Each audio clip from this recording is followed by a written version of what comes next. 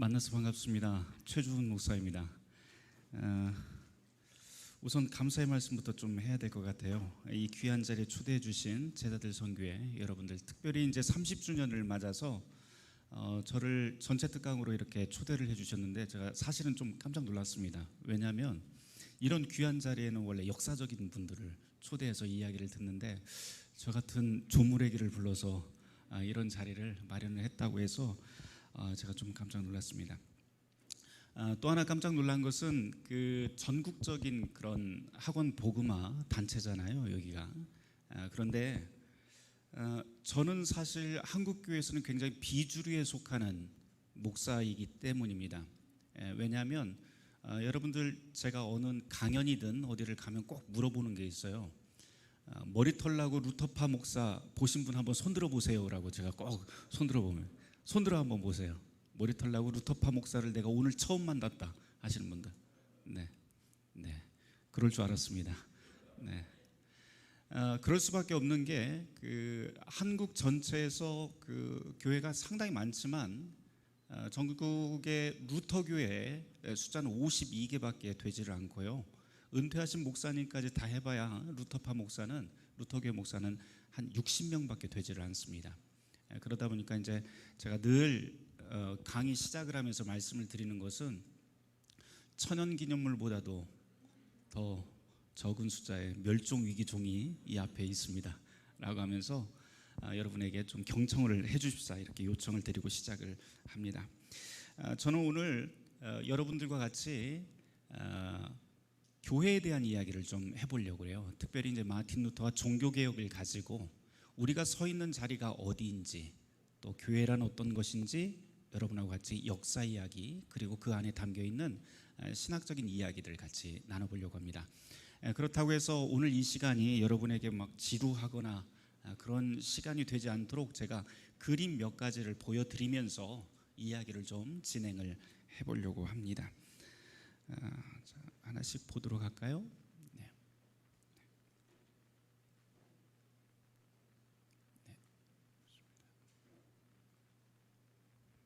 네. 오늘 몇 가지 그림을 가지고 볼 텐데요. 네. 우선 이 그림부터 좀 보도록 하겠습니다. 이거는 16세기 종교개혁이 우리가 보통 1517년도에 시작했다고 이야기를 하지만 지금 여러분에게 첫 번째 보여드리는 이 그림은 게리 멜처스의 그림입니다. 19세기에 나온 그림인데요. 청교도, 미국에 있는 청교도 그 예배 현황을 지금 보여주는 그림입니다. 이 자리에 한 20여 분 정도 학생 여러분이 계시는데 제가 몇 가지를, 제가 또 질문도 잘해요. 그러니까 좀 긴장을 하시고 질문을 하면 답변을 좀 해주시면 좋겠습니다. 자, 여러분들 보시기에 이 그림에서 가장 눈에 띄는 부분은 무엇일까요? 뭐가 제일 눈에 띄세요? 네, 졸고 있는 사람. 네, 좋습니다. 좋습니다. 또 눈에 띄는 건 뭘까요? 네, 쳐다보는 사람 좋습니다. 째려보는 사람 좋습니다. 또 뭐가 있을까요? 네, 여자들끼리 앉아 있습니다. 네, 남자와 여자가 지금 좌석이 분리가 되어 있습니다. 이게 19세기 청교도 예배 시간을 그대로 그려놓은 상황입니다. 그러니까 이전에 19세기 예배 시간에는 미국의 청교도들은 남자와 여자가 좌석이 분리가 되고 남자들은 높은 자리에 앉아 있고 여자들은 회중석에 앉아 있습니다. 잘 보시면 이 그림의 맨 왼쪽에 몇 가지를 좀 제가 확인을 좀 해보려고 그러는데요. 이거는 이제 헌금 바구니입니다. 이 헌금 바구니를 세워놓고 헌금 시간이 되면 이렇게 돌려서 헌금을 받기도 하고요. 또 좀 특징적인 게 지금 이 모두가 다 열심히 그 설교를 듣고 있는데 딱 두 사람만 설교를 듣지 않습니다. 이 여인과 이 여인입니다. 이 이야기를 제가 오늘 좀 시작 서두로 여러분하고 같이 이야기를 하고 계속 진행을 할 텐데요. 그 이야기 하기 전에 한번 보도록 하죠. 아마 설교 지금 어느 정도 설교, 어디 그 성경 본문을 어디를 가지고 설교를 할까 가만히 생각을 해보면 추측할 수 있는 단초가 하나 있는데요. 그런 저 위에 성경이 펼쳐 있는 것을 보면 아마도 창세기, 출애굽기, 레위기, 민수기, 신명기, 요 모세오경이라고 하는 구약의 율법에 대한 이야기로 지금 설교를 하고 있는 것 같습니다. 그리고 이 한 중간에 이 게리밀처스는 지금 설교라고 하는 이 그림 속에서 아주 특별한 두 사람을 부각을 시키고 있는데, 그 중에 첫 번째 한 사람이 지금 졸고 있는 사람, 그리고 또 한 사람은 째려보는 사람, 그리고 가운데 이렇게 번호가 다 매겨져 있어요. 의자들이 다 매겨져 있는데 여기 있는 의자가 지금 비어 있습니다. 이것을 통해서 이야기하고자 하는 것은 우리 교회 안에는 두 가지 종류의 또는 두 가지 형태의 신앙을 가지고 있는 사람이 있고, 교회 안에 한 교회라고 하는 이름으로 우리가 같이 모여 있지만 서로가 완전히 비어 있는 자리, 어쩌면 보이지 않는 담처럼 높게 쌓여 있는 거리가 있는 그런 모습으로 우리가 살아가고 있지 않는가, 그런 이야기를 들려줄 수가 있습니다. 자, 이제 이 두 사람에게 좀 집중을 좀 해보도록 하죠. 지금 머리에 빨간 띠를 두르고 있는 저 여인이 째려보고 있습니다. 그렇죠?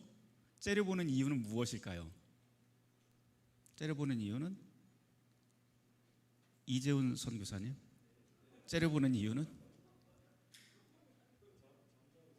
잠자고 있어서. 뭐 잠 잘 수도 있잖아요.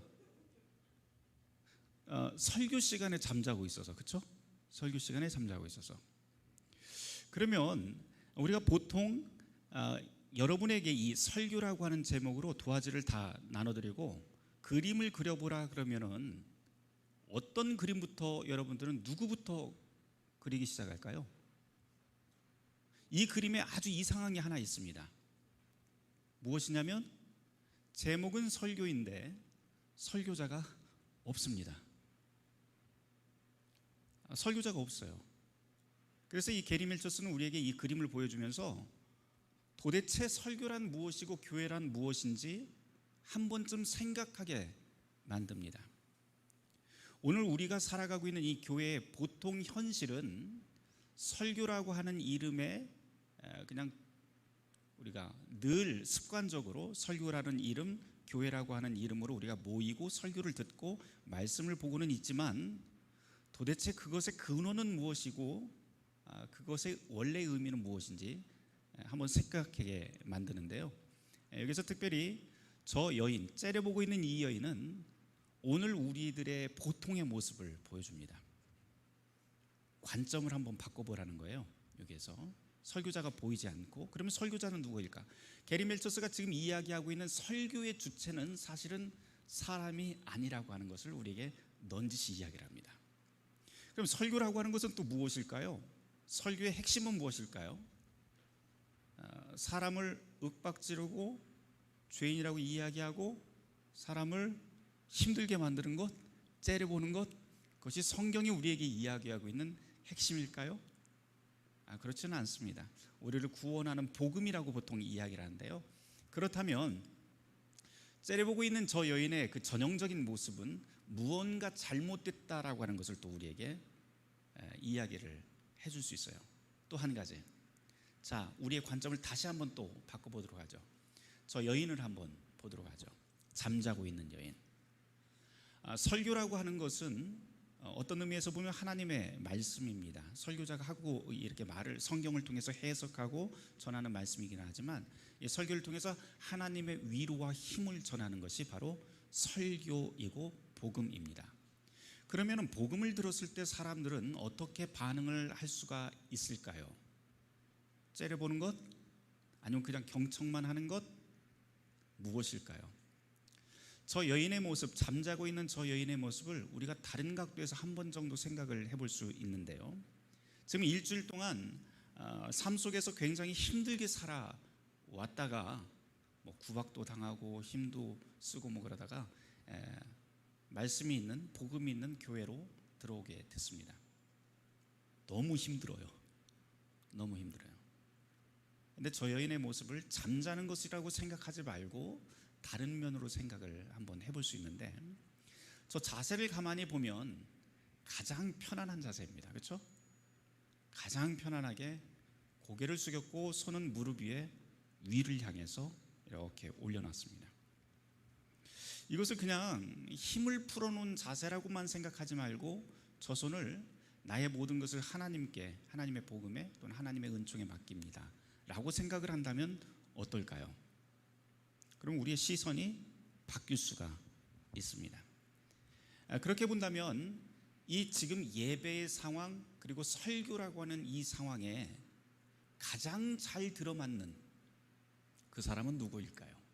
어쩌면 저 위에서 남자들처럼 경청하는 사람일 수도 있고 또는 밑에서 일반적으로 경청하는 사람들도 설교에 잘 맞는 사람일 수 있다라고 생각을 하겠지만, 달리 좀 생각을 해본다면 오히려 저렇게 모든 것을 하나님께 내맡기고 자기의 힘든 삶 그리고 시련, 고통 이런 것들을 다 내맡기고 하나님 앞에 가장 편안하게 위로를 받고 있는 저 여인이야말로 어떤 면에서 보면 이 설교라고 하는 이 게리 멜처스의 이야기에 이 제목에 가장 잘 들어맞지 않을까 또 생각을 해볼 수가 있습니다. 그리고 저 그림에서 보면은요, 맨 왼쪽에 오른쪽 하단에 의자 하나가 딱 비어 있어요. 이 비어 있는 자리는 사실 이 그림을 감상하는 우리들을 위한 자리입니다. 그러면서 물어보는 거죠. 이 자리가 비어 있는데 당신이 이 자리에 앉는다면 여러분들은 설교, 즉 하나님의 말씀 앞에 어떤 자세로 임할 것입니까? 라고 그렇게 질문할 수 있을 것 같습니다. 제가 오늘 이야기를 시작하면서 사실은 종교개혁과 교회에 대한 또 루터에 관한 이야기를 시작을 하면서 어쩌면 전혀 상관없는 이야기로 여러분에게 시작을 합니다. 왜냐하면 루터의 종교개혁이라고 하는 것은 사실 눈에 보이는 어떤 감각적인 것들, 체계에 관한 것들 이런 것들이 아니라 우리 눈에 가리워져 있는 것들, 하나님의 복음이 무엇인지 그 안에서 우리를 일으켜 세우고 위로하고 다시 세상을 살아갈 수 있게 만드는 그 힘이 무엇인지 우리에게 보여주는 것이 사실은 어떤 면에서 종교개혁이라고 할 수가 있습니다.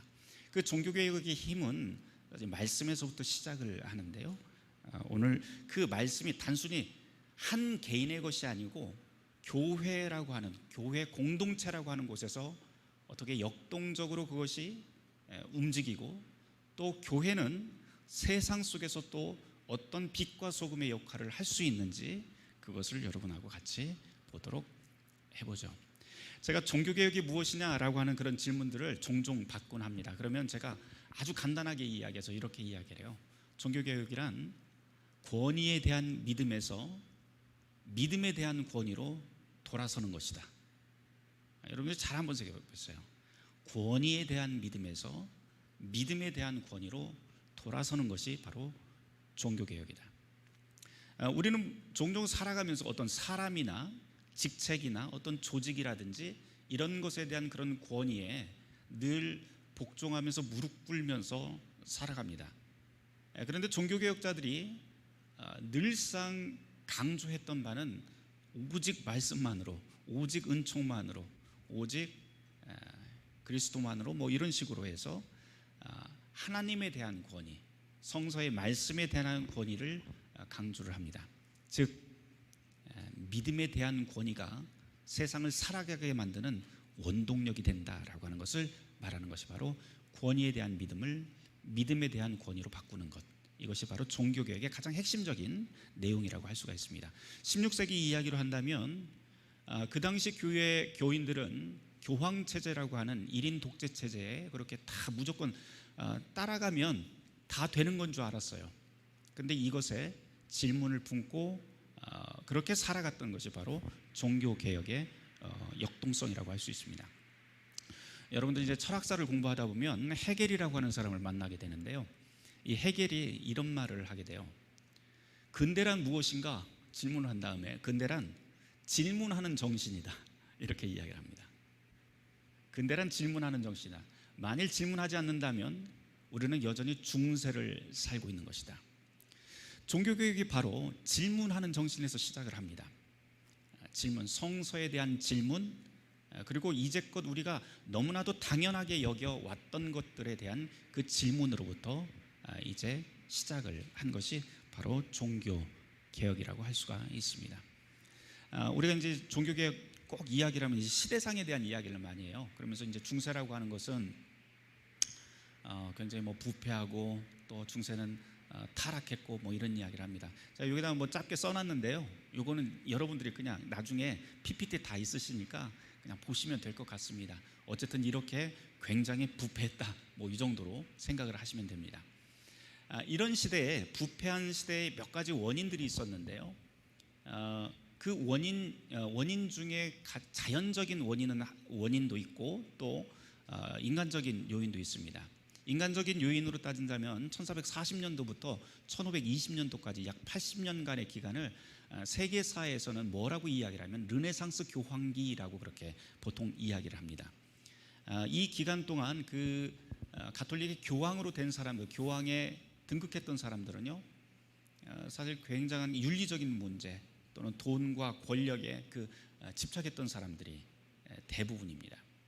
그래서 마키아벨리라고 하는 사람이 군주론을 쓰면서 뭐라고 하냐면 이 시대의 가장 큰 악은 바로 교회로부터 시작을 한다라고까지 이야기할 정도로 아주 신랄하게 교회가 욕을 얻어먹던 시대가 이 80년간의 시기입니다. 그런데 단순히 이 80년간의 시기 동안 이 종교개혁이 있었던 16세기에 교회만 문제 있었던 건 아니고요, 자연적인 재해도 좀 있었어요. 여러분들 잘 아시다시피 우리가 이제 코로나를 겪으면서 이전에 중세 시대에 있었던 패스트에 대한 이야기들을 많이 들으실 거예요. 1347년도부터 1351년도까지 약 3년 동안 첫 번째 패스트가 유럽을 덮치고 또 그 이후로도 한 10년에 한 번꼴로 계속해서 19세기까지 패스트가 계속해서 창궐을 하게 됩니다. 그런데 이 1차 패스트인 1347년도에 들이닥쳤던 이 패스트로 인해서 유럽 전체 인구의 최소 3분의 1, 최대 3분의 2가 3년 만에 다 몰살을 하게 됩니다. 당시 전체 인구가 약 6천만이었다고 하는데요, 6천만 중에 2천만이 3년 안에 죽든지 아니면 4천만이 죽었다고 하는 그런 연구 결과가 있습니다. 그러다 보니까 여러 가지 문제들이 생기기 시작을 해요. 예를 들어서 교회로 따진다면 교회가 가장 융성했던 그 시기를 보통 13세기를 꼽습니다. 우리가 보통 스콜라 시대라고 그렇게 이야기를 하는데요, 교회가 융성하고 그러다 보니까는 교회 건물은 고딕 양식으로 해서 하늘을 찌를 듯한 그런 고딕 양식으로 짓기도 하고 그랬었는데, 이 시기가 맨 마지막 끝까지 갈 때 십자군 전쟁 끝나고 뭐 이러면서 교회 안에 여러 가지 문제들, 또 패스트 때문에 사람들이 죽어나가기 시작을 합니다. 그런데 이 패스트라고 하는 이 흑사병이 무서운 이유는 뭐냐면 전염병이기도 했지만 당시에는 이 병에 대한 지식이 없다 보니까 사람이 죽을 적에 어떻게 죽냐면 새카맣게 끝에서부터 타들어갑니다. 이렇게 완전히 먹물에다가 집어넣은 것처럼 완전히 새카만 색, 그 색으로 변해서 사람이 죽게 되는데요, 전염병이다 보니까 아버지가 죽어도 아들이 시신을 수습할 수 없고 아들이 죽어도 아버지가 아들의 시신을 수습할 수가 없는 상황이 옵니다. 그러다 보니까 이게 너무 급속도로 사람들이 죽어나가니까 그 중세 사람들이 어떻게 생각을 하냐면 이것은 하나님의 징벌이다, 하나님의 심판이다, 하나님이 내리신 저주라고 생각을 했었죠. 그러다 보니까 이제 시신은 수습을 해야 되는데 너무 많이 죽으니까 누가 수습을 해야 되냐라고 하는 문제가 이제 대두되기 시작을 합니다. 현실적인 문제죠.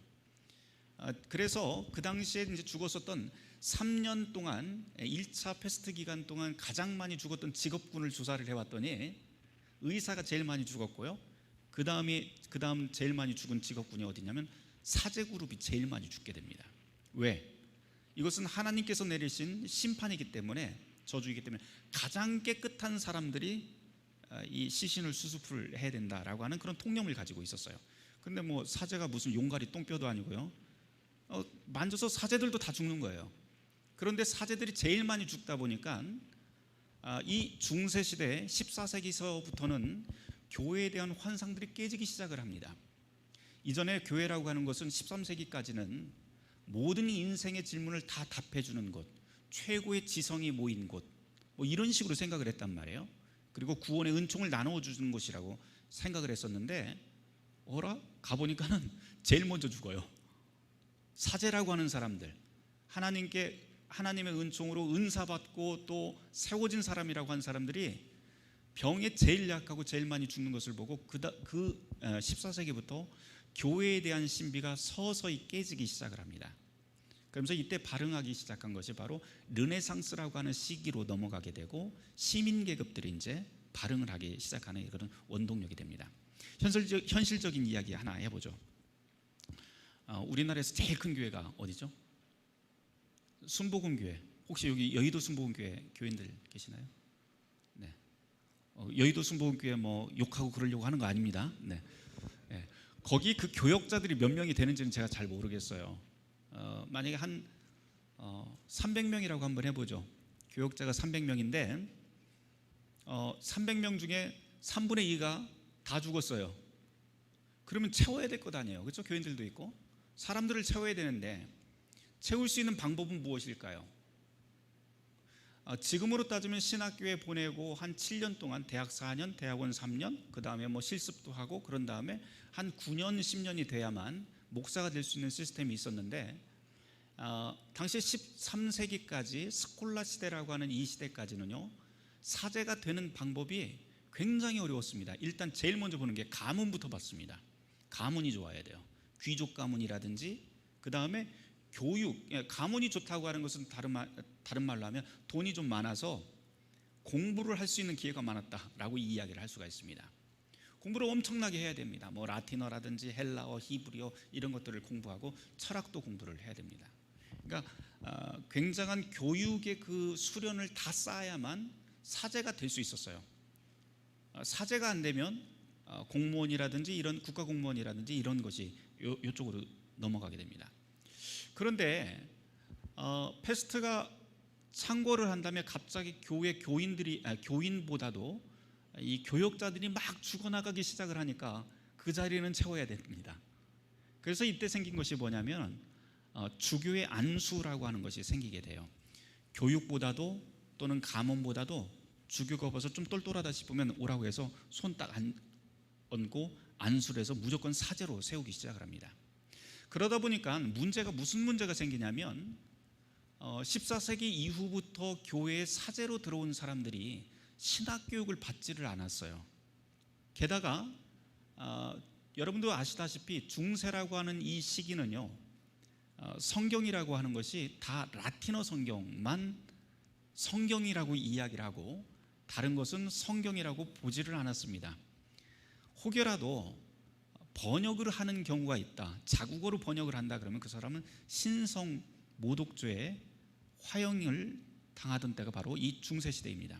예를 들면 1517년도가 이제 종교 개혁 시기라고 이야기를 하는데요. 1517년도 잉글랜드에서 실제로 있었던 일입니다. 마태복음에 보면 주기도가 있잖아요. 다 라틴어 성경을 보니까 영국 사람들이 뭐 라틴어를 다 아는 것도 아니고, 그래서 한 아버지가 자녀 교육을 위해서 라틴어 성경에서 주기도문을 영어로 번역을 해서 가르치기 시작을 합니다. 옆집에서 보니까 좋은 것 같아요. 그래서 그 옆집도 같이 아이들을 데리고 주기도문을 영어로 공부를 시켰습니다. 이게 교회에 발각됐습니다. 발각이라고 하는 표현을 썼잖아요. 제가 어떻게 됐냐면 7가정이 있었는데 이 7가정이 모두 다 교회 앞에 그 광장에서 화형당하게 됩니다. 이게 1517년도의 실제 일이에요. 근데 화형의 이유가 뭐냐면 신성모독이었습니다. 하나님의 말씀은 1.1획도 인간이 변개해서는 안 된다라고 하는 그런 원칙하에 라틴어 성경을 일반 평신도들이 그렇게 읽는 것, 사제가 아닌 사람들이 성경을 읽는 것은 성경의 말씀, 하나님의 말씀을 왜곡하고 잘못 전할 가능성이 있다라고 하는 의미에서 신성모독의 죄를 부과를 하고 그 다음에 화형을 시키게 됩니다. 이런 시대였어요, 이때가. 그러다 보니까 또 한 가지 문제가 있었는데요. 성경은 라틴어 성경, 게다가 예배는 이제 미사라고 하죠. 미사는 무조건 라틴어 미사만 해야 됩니다.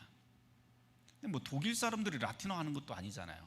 그리고 더 재밌는 사실은 12세기부터는 이미 라틴어는 세계에서 사어가 돼버린 상태였습니다. 옛날 고대어예요. 이거 쓰는 사람도 없어요. 그러니까 라틴어를 쓰는 사람들은 오직 누구만 쓰냐면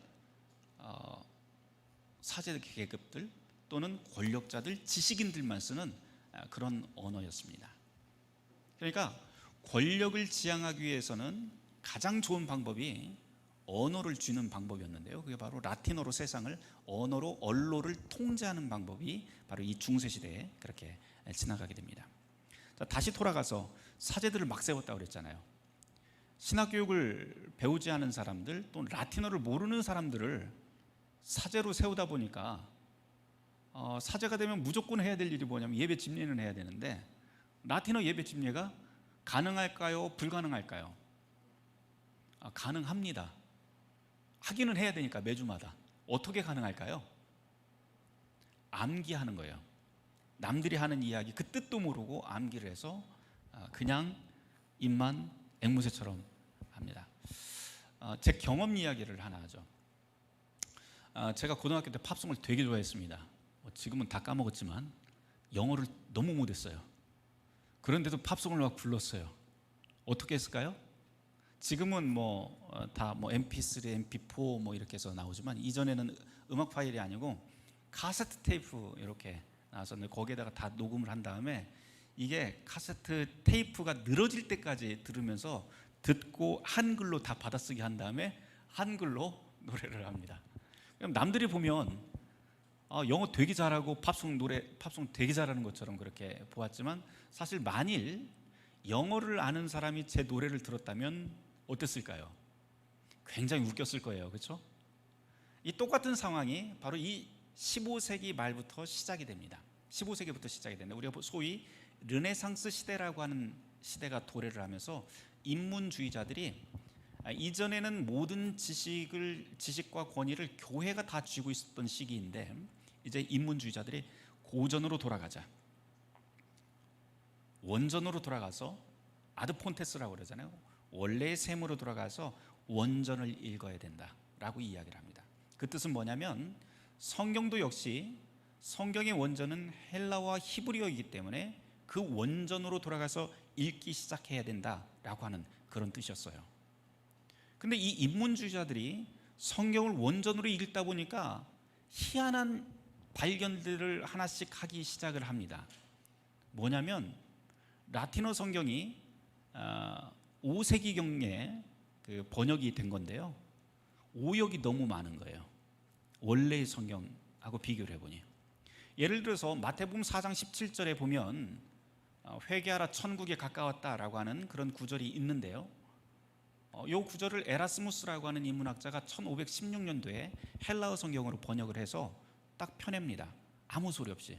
그랬는데 라틴어 성경에는 뭐라고 했냐면 회개하라 천국이 가까웠다라고 하는 것이 아니고 죄값을 치러라 천국이 가까웠다, 이렇게 번역을 해놨습니다.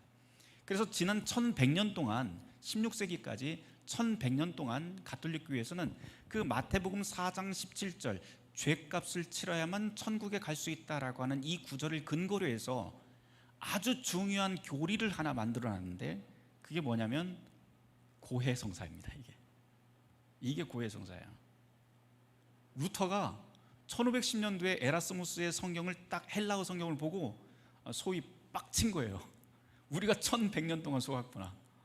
그래서 1517년도에 95개 논제라고 하는 것을 비텐베르크 성체교회에 이렇게 우리가 소위 면죄부 방방문 이렇게 이야기를 하잖아요. 그거를 딱 올려놨는데 그 첫 번째 조항이 뭐냐면 이렇게 시작을 합니다. 우리의 주요 선생이신 예수 그리스도께서 회개하라 명하셨을 때 그 회개는 신자의 전 삶이 돌아서는 것이다. 이게 이제 제1조예요. 회개, 헬라어로 메타노이아라고 하는 것은 죄값을 치른다라고 하는 그런 뜻이 아니고 우리의 삶의 방향을 완전히 돌아선다라고 하는 그런 뜻입니다. 그래서 헬라어 원문하고 지금껏 우리가 알고 있었던 라틴어 성경하고는 이렇게 차이가 많았습니다라고 하는 선전포고를 하는 것이 바로 95개 논제였고요. 바로 거기에서부터 성경의 원래 본뜻이 이것이었습니다라고 이야기를 하면서 우리가 기존에 그냥 당연하게 여겨왔던 것들에 대한 질문을 던진 게 바로 우리가 소위 이야기하는 종교개혁입니다. 다시 좀 돌아가죠. 자꾸 삥삥 돌아가는데요. 사제들 이야기를 했잖아요. 라틴어를 못해요. 이 사람들이 라틴어를 못하는데 예배 집례를 하다 보니까 다 모르면 괜찮아요. 여기서 제가 막 거짓말로 막 얘기해도 여러분들이 그냥 모르면, 이 내용을 모르면 다 괜찮은데, 이 중에 전문가가 있다면 어떻게 될까요? 그거 참 큰일이죠. 제가 이제 학교에서 강의도 가끔 하는데요, 강의하다 보면 제가 무슨 말 하다 보면 키득키득 웃어요. 뒤쪽에서 왜 웃는가 보면은 인터넷으로 다 이렇게 서치 딱 해서 교수님 거기 연도 틀렸는데요 그러면서 이야기를 해요. 이런 식이에요. 바로 16세기에도 바로 이런 현상들이, 15세기 16세기에 이런 현상들이 벌어지게 되는데, 어떤 현상이 벌어지면 라틴어로 지금 예배 집례를 하는데 라틴어가 다 틀리는 거예요. 그런데 당시에 문맹률이, 라틴어 문맹률이 얼마나 높았냐면, 한 연구에 의하면 독일의 뉘른베르크라고 하는 곳이 있는데, 이곳은 대학 도시입니다. 근데 이 대학 도시의 라틴어 문맹률이 95%라고 이야기를 해요. 95%는 다 몰라요. 나머지 5%만 합니다. 근데 이곳이 대학 사회였기 때문에 이 5%가 라틴어를 아는 거였지, 대부분의 지역에서는 라틴어 문맹률이 거의 100%에 가까웠다고 이야기를 합니다. 그러면 다들 모를 적에는 아무 문제가 없지만 라틴어를 아는 사람이 있다면 뒤에서 욕하기 시작합니다. 저거 뭐 알지도 못하면서 저렇게 막 앞에서 주절거려 이러면서요. 그래서 이 시기에 15세기 16세기에 독일에 아주 독특한 문학 양식이 하나, 문학 장르가 출현을 하게 되는데, 그게 바로 불평문학이라고 하는 장르가 생기는데요. 이 불평문학의 핵심적인 내용들은 뭐냐면 다 사제들의 무식함, 교회에 있는 신학자들의 무식함을 다 까발리는 그런 풍자 장르가 바로 이 불평문학이라고 하는 것이 등장을 하게 됩니다. 이렇게 16세기는 여러 가지 복합적인 요인 때문에 교회가 속으로 골마 들어가던 때예요. 그러다 보니까 교회가 이전에는 해답을 주는 곳이었지만 해답을 주지 못하기 시작을 하자 사람들이 옆에서는 계속 죽어나가잖아요. 뭐 패스트로 또는 갑작스러운 자연재해로 죽어나가니까 이제 이 사람들이 하나의 질문을 갖기 시작합니다. 어떻게 하면 내가 하나님의 은총을 나의 것으로 받아들일 수 있을까? 또는 더 쉽게 이야기하면 하나의 질문, 삶의 질문을 가지고 있었는데, 그게 바로 나는 어떻게 하면 구원받을 수 있을까라고 하는 종교적 질문을 가지고 살아가던 때가 바로 이 16세기까지의 정황이라고 할 수가 있습니다. 우리가 보통 중세라고 하는. 자, 이제 뭐 길게 이야기를 했는데요. 이제 그림 좀 보도록 하죠. 한스 맵리의 최후의 심판이라고 하는 1467년도 그림입니다. 루터의 종교개혁은 이보다 조금 더 뒤에 일어나게 되는데요. 지금 제가 이 그림을 보여드리는 까닭은 당시 중세 사람들이 하나님의 심판, 하나님의 세계, 자기네들의 종교적인 질문을 어떻게 가지고 있느냐, 이거를 여러분과 좀 같이 보려고 합니다. 이 그림은 보통 이제 세폭의 종교 재단화라고 그렇게 보통 이야기를 해요. 그래서 지금 우리 교회에 가보면 이런 종교 재단화가 별로 없지만 유럽에 가보시면 이렇게 성찬대가 있고 뒤쪽에 종교 재단화가 쭉 펼쳐져 있는데, 보통 한 3폭짜리 종교 재단화가 있는 것이 일반적입니다. 그런데 이 종교 재단화를 잘 보시면 특징적인 것이 최후의 심판이 있고요, 왼쪽에는 이게 베드로예요. 지금 베드로가 천국으로 가는 계단으로 이렇게 사람들을 맞이하고 있고, 오른쪽에는 지옥으로 떨어지고 있습니다. 잘 보시면 또 이 중앙화부터 좀 보도록 하죠. 이 중앙화에서 가장 눈에 띄는 것은 두 사람인데, 예수님과 밑에는 미가엘 천사입니다. 위아래가 하늘과 땅으로 나눠져 있는데요. 하늘에서는 지금 황금공 위에 예수님이 앉아서 최후의 심판을 선언을 합니다. 양쪽에는 지금 12사도들이 앉아 있고, 그 다음에 위에는 천사들이 날아다니고 있는데요. 천사들이 들고 있는 것들을 잘 보면 십자가, 가시면류관, 창, 돌기둥 이런 것들이에요. 근데 이게 다 뭐냐면 예수님의 십자가 사건이 있을 적에 다 연관된 것들입니다. 그리고 예수님의 손은 지금 이렇게 돼 있고, 한쪽 손은 이렇게 밑으로 돼 있어요. 이게 이제 삼위일체 하나님에 대한 이야기고요. 땅에서는 또 하나님의 이제 심판을 이야기를 합니다. 특이한 것은 여기 이제 이 천사들이 최후의 심판을 지금 나팔을 불면서 선언을 합니다. 그러자 밑에서 이 땅도 잘 보시면은요, 여러분들이 가지고 계신 그 파일을 잘 보시면 이 땅이 조금 더 선명할 텐데요. 이 땅을 잘 보시면 왼쪽과 오른쪽이 땅의 색깔이 다릅니다. 한쪽은 파랗게 풀들이 있고요, 한쪽은 황무합니다. 게다가 이제 최후의 심판에 나팔이 불자마자 밑에서부터 사람들이 쭉 올라오기 시작을 해요. 막 이제 죽은 자들이 다 살아나기 시작을 합니다. 그러면서 이 미가엘이라고 하는 천사가 지금 저울을 들고 있는데, 원래 미가엘의 성경에는 3명의 천사밖에 나오지는 않습니다. 대천사장이라고 이야기를 하는데요. 그 중에 이제 미가엘 천사가 하는 일이 있어요. 사실 원래 미가엘 천사는요, 전쟁의 천사입니다. 그래서 무조건 칼을 들고, 보통 종교화를 보면 칼을 들고 나타나는데, 이 그림에서는 칼 대신에 저울을 들고 나타납니다. 근데 이 저울의 끝은 십자가 모양으로 되어 있어서 예수 그리스도의 심판을 의미를 하고, 이 저울의 뜻은 뭐냐면 죽은 자들이 이제 다 올라와요. 그러면서 이제 저울에 이렇게 올라갑니다. 이 두 사람을 한번 잘 보세요. 원래 이 저울은 영혼의 저울이라고 보통 이야기를 합니다. 그래서 자기가 살아가는 동안, 중세 사람들이 그렇게 생각을 했던 거예요. 성경에 나오는 얘기 아닙니다. 중세 사람들이 통념을 요 안에다 그려놓은 건데요.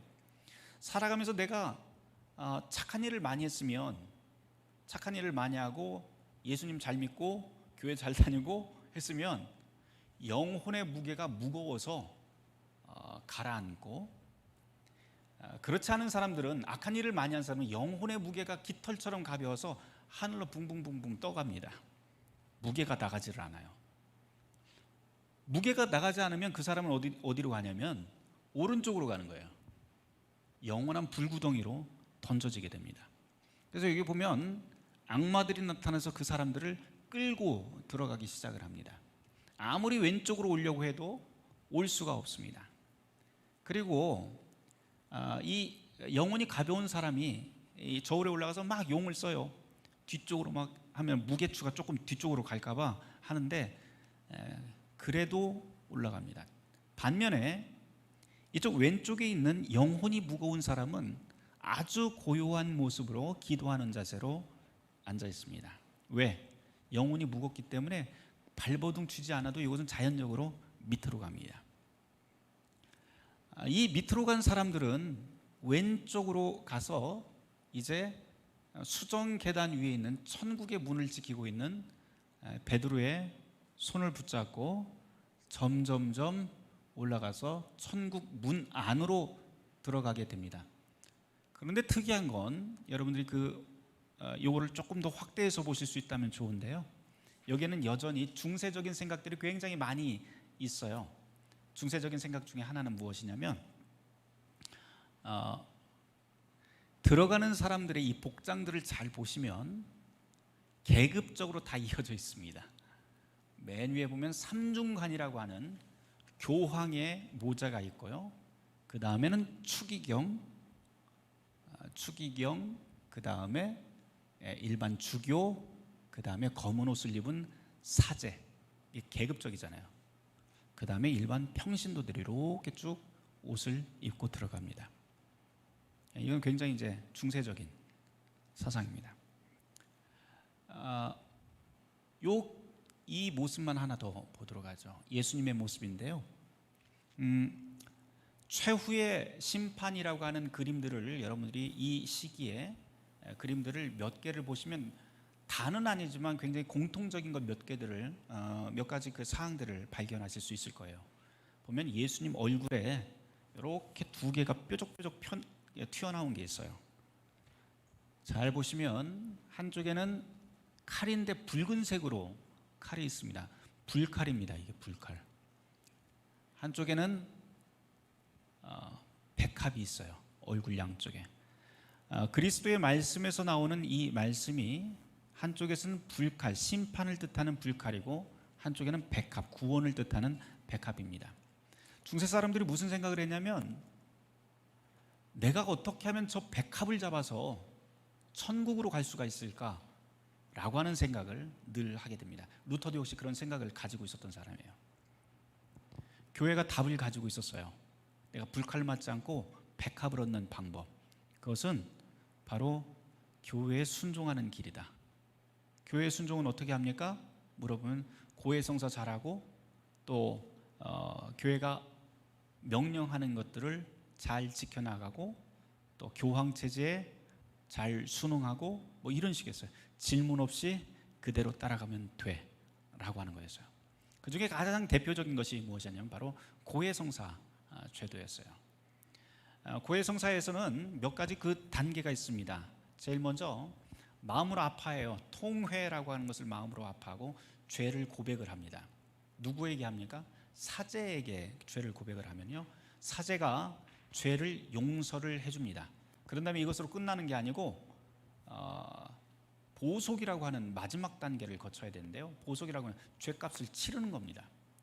보통 가톨릭 신학에서는 죄의 결과물이 두 가지가 있다고 이야기를 해요.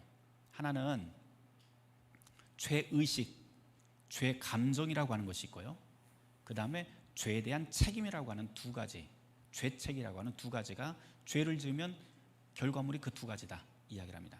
그래서 고해성사를 하면은 어떤 현상이 벌어지냐면 사제에게 가서 내가 무슨 죄가 있습니다라고 이야기를 하면, 무슨 죄를 지었습니다라고 하면 사제가 죄 용서를 해주는데 그것은 죄의식에 대한 용서만 해줍니다.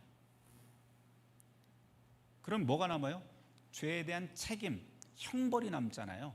이 형벌은 어디로 가냐면 형벌은 갚아야 되는데 보통 이전에 초대 교회에서도 이런 죄 고백을 하게 되면 죄를 용서해 주는 시스템이 있었는데요. 그런 시스템이 있었는데 그때는 이 보속이라고 하는 것을 방법이 무엇이었냐면은 금식, 자선, 뭐 이런 기도, 금식, 자선이라고 하는 세 가지의 형태를 열심히 하게 되면 그것으로 우리가 용서를 받을 수 있다고 그렇게 3세기 교회에서는 이야기를 했었습니다.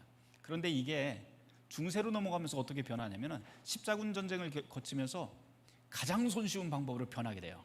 뭘까요? 돈 내면 돼요. 돈 내면 어떤 죄든지 사해지는 거예요. 이게 바로 그 당시의 보석이었어요. 근데 문제가 또 하나가 있는데, 고해성사라고 하는 시스템의 한 가지 가장 큰 문제 중에 하나는 무엇이었냐면 모든 죄는 자기가 스스로 고백하는 것만 용서를 받는다라고 하는 것이었어요. 근데 여러분 한번 생각해 보세요. 일주일 동안 여러분들이 죄 지은 것들을 한번 다 쓰라고 하면 다 쓰지 못합니다. 왜? 문제는 알고 지은 죄도 있지만 모르고 지은 죄도 있잖아요. 근데 하나님은 우리 중심을 보시고 알고 지은 죄든지 모르고 지은 죄든지 다 머리털 새듯이 새는 완벽한 하나님, 거룩한 하나님, 완전 무결한 하나님이에요. 그러면 우리가 모르고 지은 죄들은 도대체 어떻게 되느냐라고 하는 질문이 남게 됩니다. 그래서 이 가톨릭에서는 하나의 공간이 하나 생기는데요, 모르고 지은 죄가 계속해서 쌓이는 곳이 생겨요. 그것이 바로 연옥입니다. 그래서 사람이 죽게 되면 세 부류의 사람으로 분류가 돼요. 사람들은 구원받기 위한 일종의 어떤 그 포인트가 있어요. 포인트라고 이야기하는 게 가장 좋을 것 같아요. 뭐 100포인트가 쌓여야 되는데 비우니까 그냥 여러분들이 그냥 들어주세요. 한 100포인트가 쌓여야 사람이 구원을 직접 받고 천국으로 직접 갈 수 있는데 대부분의 사람들은 이 100포인트를 쌓지를 못합니다.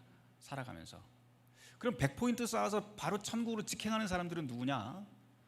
사도, 뭐 예수님 말할 것 없고 사도와 순교자들, 그리고 교회에서 성자로, 성인으로 시성된 사람들, 뭐 복자, 성인 이렇게 이야기를 하거든요. 우리가 이제 여러분들 영어에 세인트라고 하는 그 앞에 이렇게 붙잖아요. 세인트 뭐 이렇게 붙는데 그 성 누구누구 할 때 그 성이라고 하는 칭호가 붙는 때가 언제인 줄 아세요? 살아있을 때는 절대로 받지 못합니다. 죽은 다음에 교회가 선언을 해줍니다. 이런 사람들은 뭐냐면 천국 가고도 남을 만한 선한 공로가 있다라고 인정이 됩니다. 그럼 천국 가고 100포인트 딱 채우고 나머지 공로는 어디로 가냐면은 교회 보물창고로 들어가요. 이게 그래서 교회를 뭐라고 하면 교회는 은총의 보화라고 그렇게 가톨릭 교회에서는 이야기를 합니다. 그리고 교회에는 천국의 열쇠가 있는데 그 천국의 열쇠를 가지고 이 보화를, 은총의 보화를 나누어 줄 수도 있고 거두어 드릴 수도 있는 것이 바로 교회이다. 그리고 그 열쇠는 누가 가지고 있어요? 바로 교황을 비롯해서 바로 사제들이 그것을 가지고 있다고 가르치게 됩니다. 그래서 이 그림에서도 그런 게 나와요. 잘 보시면 이 베드로를 잘 보시면 베드로가 뭘 들고 있는데 열쇠 큰 거 들고 있잖아요. 이게 바로 교회의 보화의 창고를 열고 닫을 수 있는, 은총의 창고를 열고 닫을 수 있는 천국의 열쇠입니다. 그래서 여러분들 이런 그 베드로가 열쇠를 들고 있는 모습들 여러분들이 잘 보실 수가 있고요. 또 바티칸 시국의 이 깃발을 보면, 문장을 보면 거기에 가장 기본적으로 있는 게 열쇠가 이렇게 크로스로 해서 딱 되어 있습니다. 그게 무슨 뜻이냐면 천국의 보화를 열고 닫을 수 있는, 창고를 열고 닫을 수 있는 권리가 우리한테 있다, 그런 뜻입니다.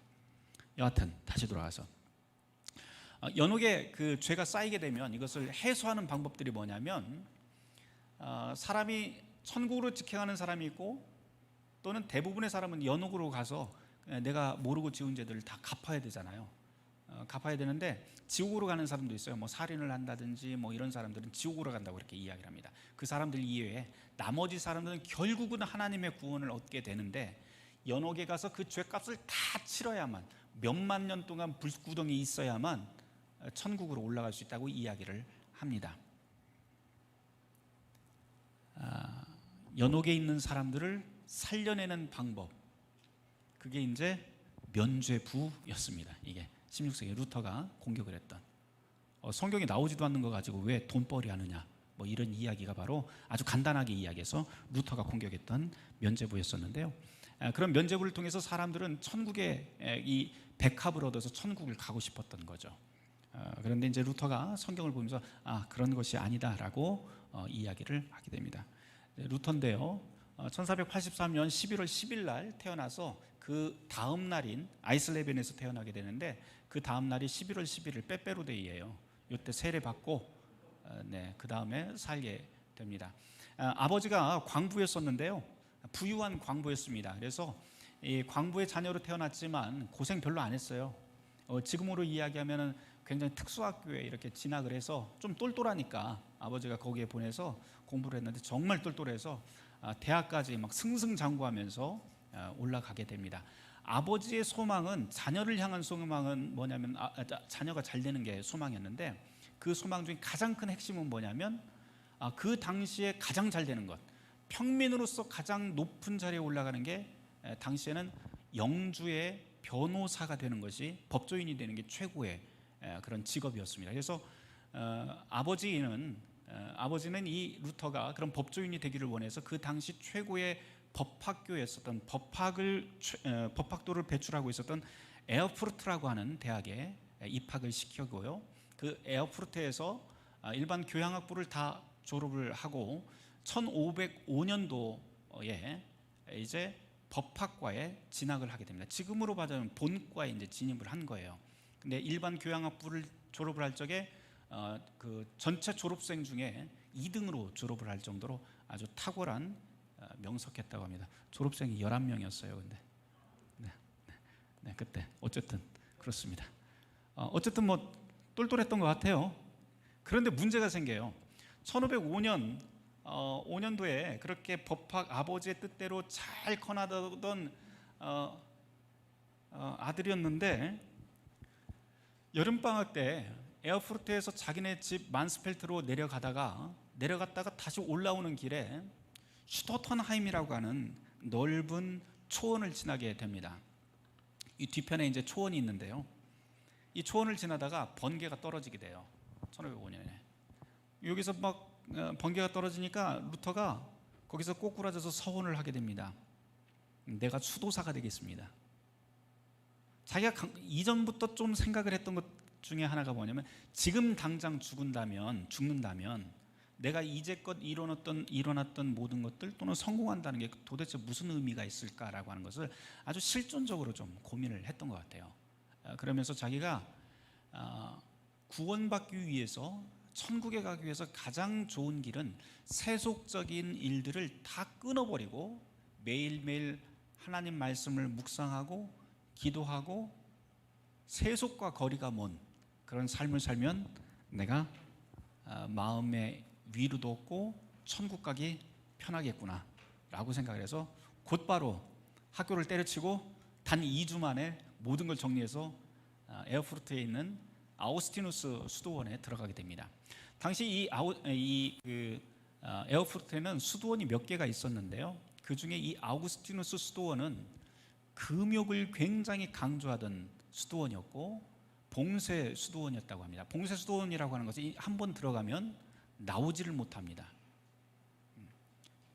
그런데 다 나오지 못하는 건 아니고 그 중에 좀 똘똘한 사람들은 신학 공부도 하고요, 수도원장도 되고 바깥에도 왔다 갔다 하고 뭐 이래야 되잖아요.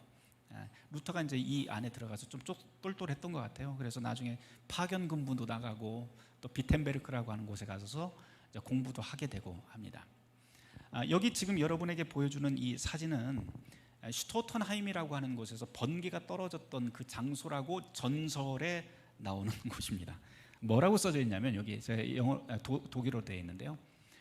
맨 위에 게바이트 에어데 이렇게 되어 있는데 안수받은 땅, 축복받은 땅 이렇게 되어 있고요. 그 밑에 보면 종교개혁의 전환점이라고 벤데풍트 데어 레포마치온 이렇게 되어 있고요. 밑에 보면 하늘에서 번개가 떨어져 젊은 루터가 자기의 길을 걷기 시작했다라고 그렇게 되어 있습니다. 이게 1505년부터 종교개혁이 시작됐다라고 이렇게 써놓은 그 자리입니다.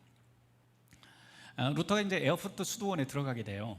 지금도 있는데요. 여기 아주 아름다운 곳이고 들어가서 루터가 처음에 이곳에서 시작을 하는데 이 수도원의 일과표를 잠깐만 좀 보여드리려고 합니다. 여러분들 새벽 예배 다 하시죠? 교회에서? 안 하시나 봐요? 네. 그럼 여러분들 다니는 교회에서 새벽 예배 몇 시에 보통 하세요? 몇 시? 몇 시에 새벽 예배 있나요? 자, 말씀해 보세요. 5시 또 6시? 네, 6시 좋습니다. 네. 또 없나요? 조금 더 빨리 하는데 없으세요? 4시? 네, 4시. 네. 여기는 새벽 예배 몇 시에 시작했을까요? 3시? 조금 더 말하세요. 2시? 좋습니다. 제가 한번 보여드리겠습니다. 일과표를 보여드립니다. 자, 오전 1시 45분의 기상입니다. 매일 종이 땡 치면 수도사들이 다 자기 방에다가 벌떡 일어나서 옷을 딱 입고 캐작이라고 하는 것을 딱 입고요, 가만히 앉아서 묵상을 합니다. 두 번째 종이 땡 치면 문을 열고 나와서 이 회랑이 있는데요, 복도에 다 나와서 찬트를 부르면서 회랑을 한 바퀴를 돕니다. 그런 다음에 채플실로 들어가서 첫 번째 기도회가 시작이 되는데 그게 바로 2시입니다. 이 2시에 예배가 끝나면 잠깐 들어가서 쉬든지 묵상을 하든지 그건 자유에 맡기고 다시 또 두 번째 기도회가 시작이 되는데요, 새벽 4시에 또 시작이 됩니다. 뭐 이런 식으로 해서 하루 일과표가 하루에 평균 6번에서 7번 무조건 기도회를 하고 말씀 강독도 하고 노동도 하는데 일주일에 3일은 반드시 금식을 해야 되고요, 또 거기다가 하루는 바깥에 나가서 탁발을 해야 됩니다. 이게 바로 루터가 있었던 시대의 이 에어프루트 아우스티누스 수도원의 실제 일과표입니다. 이런 곳에 가면 세속적인 일은 다 끊을 수가 있으니까 나는 이제 천국에 직행할 수 있겠다라고 생각을 했습니다. 그런데 루터는 이곳에 가니까 양심이 더 괴로워지기 시작을 했대요. 이런 금욕적인 생활을 하면 할수록 하나님과 가까이 갈 수 있다고 생각을 했었는데 그게 아니었다라고 하는 것을 아주 깊이 깨닫기 시작을 합니다. 그러면서 이런 괴로움이 어디서 시작이 됐냐면 성경을 보면서 이런 괴로움이 시작이 돼요. 또 교황청이라고 하는 게 로마에 잠깐 여행을 가게 되는데요.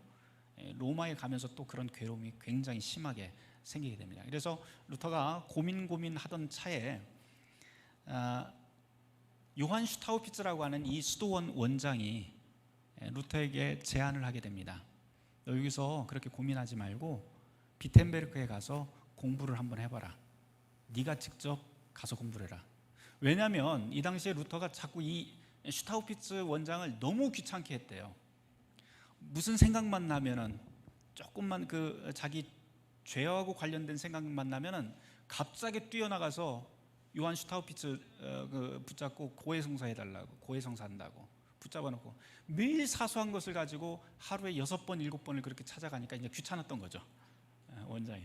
그래서 네가 스스로 해답을 찾아라 그러면서 보낸 것이 비텐베르크로 가게 됩니다. 거기서 이제 공부를 하다가 로마서를 통해서 완전히 눈이 트이기 시작을 해요.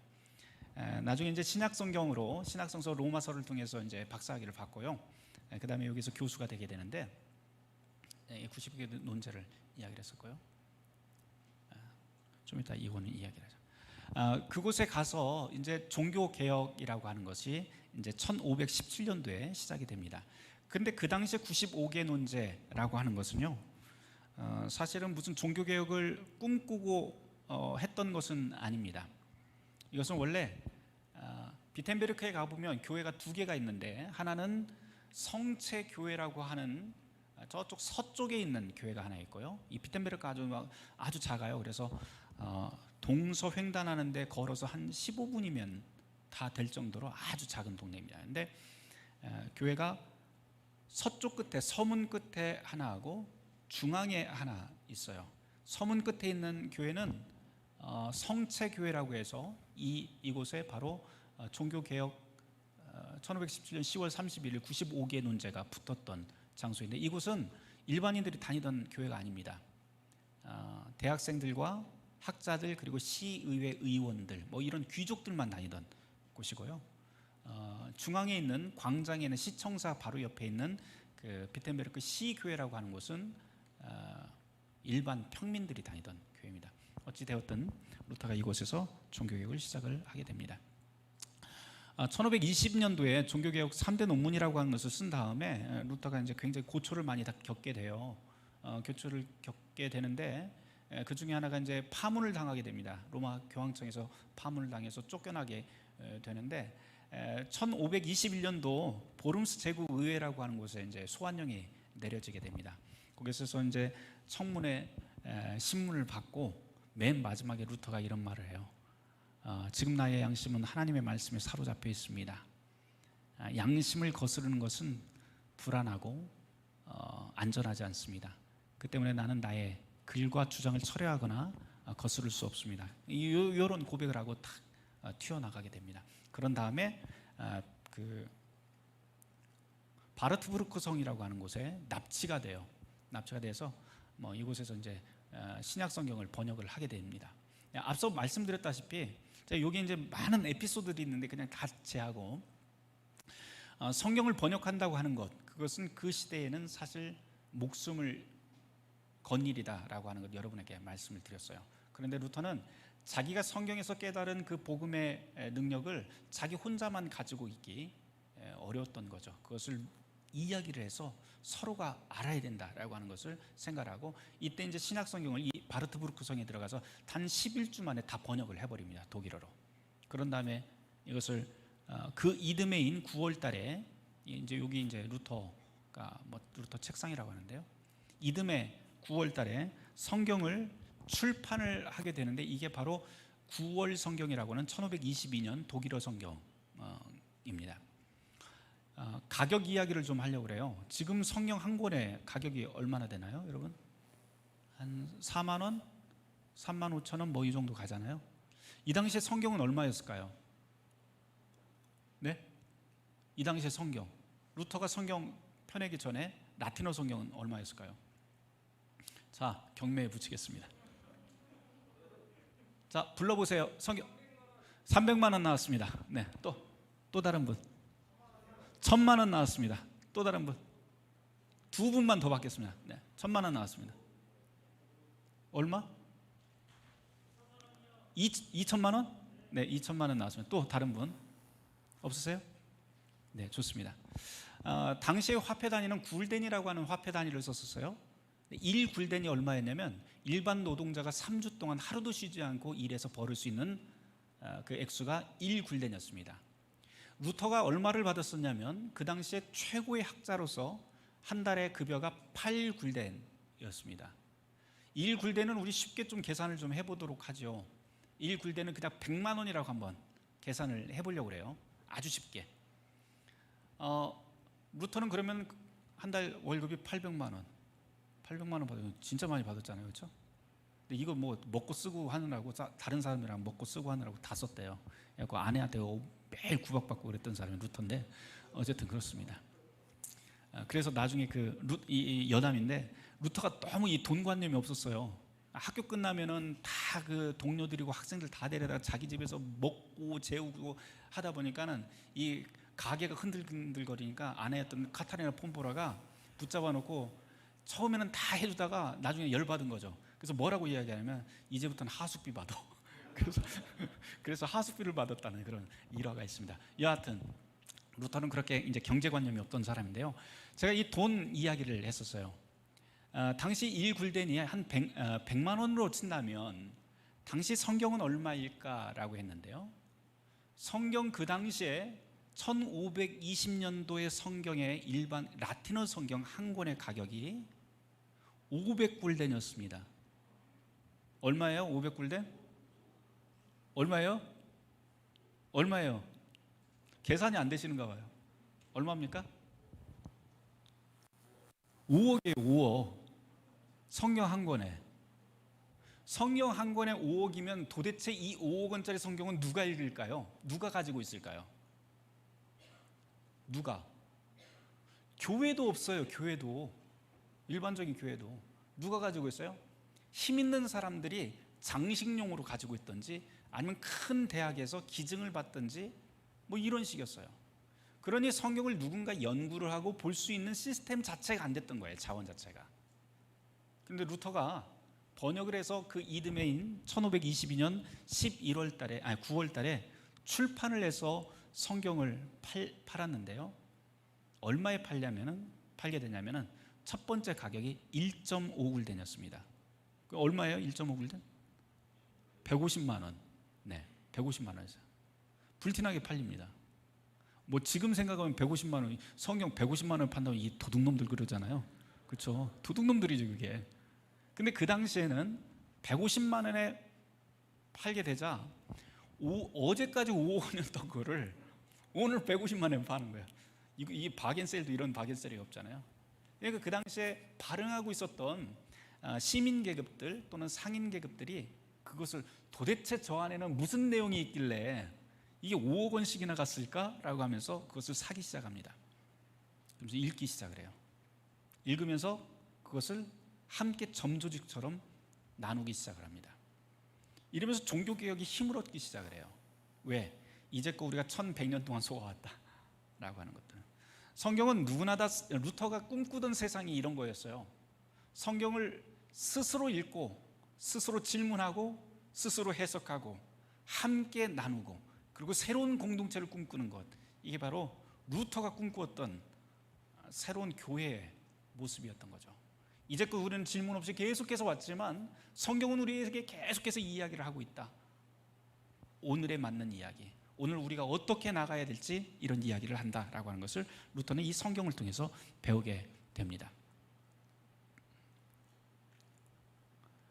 종교개혁 교회 이야기 잠깐만 더 하도록 하죠. 이게 이제 아까 이야기했던 비텐베르크라고 하는 도시인데요. 이곳에 가면 교회 2개가 있다고 말씀을 드렸어요. 여기 지금 아까 서 있던 곳이 어디냐면, 네, 이게 비텐베르크 성체 교회입니다. 여기 혹시라도 종교개혁 탐방이라든지 이런 데 가시면 이 교회를 반드시 가게 될 텐데, 여기 사람들이 무조건 여기 모여 있습니다. 요 문짝 하나 보려고. 이 문짝이 뭐냐면 바로 95개의 논제가 붙어 있었던 그 문입니다. 원래는 나무 문이었었는데 지금은 19세기에 불타버리는 바람에 지금 청동으로 바꿔놨어요. 사람들이 이제 종교개혁 탐방을 가게 되면 이곳에 갔다가 그 안쪽으로 딱 들어가서 종교개혁이 시작된 교회가 이런 교회구나 그러면서 쭉 보고 우와 그러면서 이렇게 봐요. 그런 다음에 이 안에 이제 특이한 게 뭐냐면 여기에 루터의 묘가 있습니다. 루터와 멜랑이톤이라고 하는 사람의 묘도 보고 사진도 막 찍고, 그런 다음에 다시 나와서 한 번 더 봐요. 이거를 여기 95개 주 논제가 붙었었대. 그런 다음에 곧바로 어디로 가냐면 맛집 찾으러 갑니다. 이게 우리나라 사람들의 종교개혁지 탐방이에요. 이게 30분도 안 걸려요. 30분도 안 걸려. 오직 관심 뭐예요? 맛집이 어디 있을까? 맛있는 맥주는 어디서 파나? 칼빈 맥주는 어디 있고 루터 맥주는 어디 있는가? 뭐 이런 거. 그러면서 갑니다. 이게 우리나라 종교개혁지 탐방이에요.